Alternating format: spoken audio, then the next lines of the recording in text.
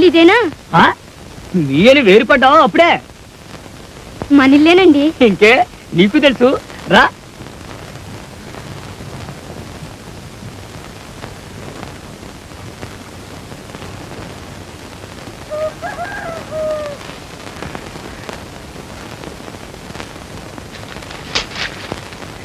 చూసావా ఎంత లక్షణంగా ఉందో మన ఇల్లు.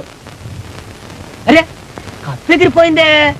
ఇక సూర్య చేతులు, నక్షత్రాలు, పందిరి మంచం, పందిరి బుడ్లే వరకు. చలేస్తే ఎండకి, ఎండేస్తే ఎండలకి గడప దాటక్కర్లా. ఓరే ఊరు కూడా జారిపోయిందే. ఇక పైరుగాలి, పడబట గాలి, పిల్లగాలి, చల్లగాలి, ఇల్లంతా గాలి సందడిపే. మన భవనం ఇంద్రభవనమే. ఏంటది? నాతో ఇక్కడ కాపురం చెయ్యాల్సి వచ్చిందని ఏడుస్తున్నావేంటి? ఎంత మాట? మరే మా నాన్నకి ఎలా ఉందో, ఎంత బాధపడుతున్నారు.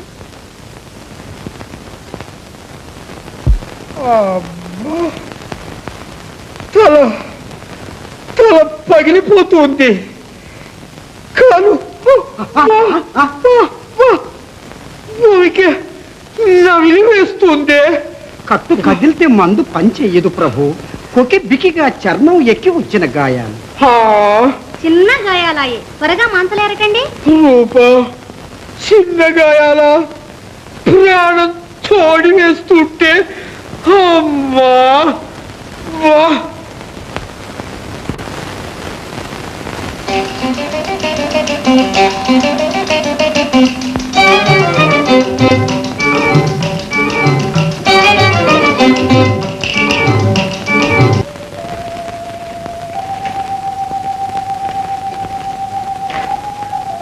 అశోక శక్తి కింద సీతమ్మోరు కూకున్నట్టుకున్నా నన్నే రావణాసం చేసావేంటి? మా నాన్నగారికి ఎలా ఉందో. నాన్నకే కాస్త పడ్డాడు. కాలికొచ్చిందో సైకొచ్చిందో పోద్ది. ఉపచారం చేయడానికైనా నోచుకోలేదు. నీ మగవంటే నాడికి రోగం రేగుతుంటే ఇదేంటే చేసేది? రెక్కలల్లే నీ అక్కలున్నారు, కుక్కలల్లే నా అన్నగోళ్ళు ఉన్నారు. మరేం పనిలేదులే. కడుపులో కాలుతుంది కానీ కథ గంజిపోద్ది కానీ రా. ఓ చిట్టు తల్లి, ఎవరో రాసోళ్ళు వచ్చినట్టుంది, చూడు తల్లి.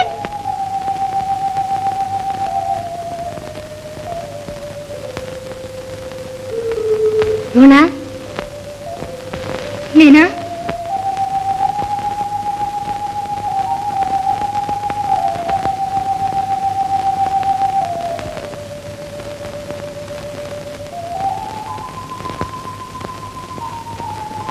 ఇలా ఉన్నావా తల్లి?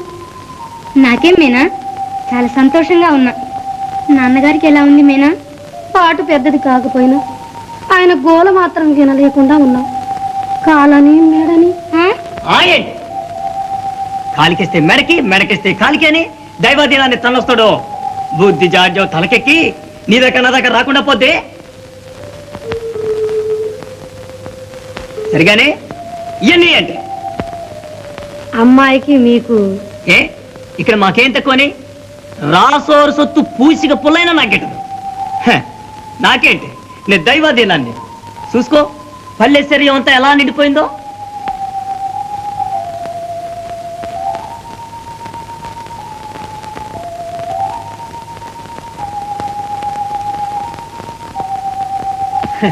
ఏ చాలదా? మా చిట్టమ్మాయికి ఏం తక్కువ చేయం తల్లి. రాసపీడ ఎత్తించేసాయి. అయ్యేంటి? ఇవైనా వండనియండి. అయ్యేంటి? అమ్మాయి పూజించుకునే దేవి, చదువుకునే పుస్తకం. అవే అవే కదన్నా కట్టపెట్టింది. ఉన్నీలే గిడిగిడి.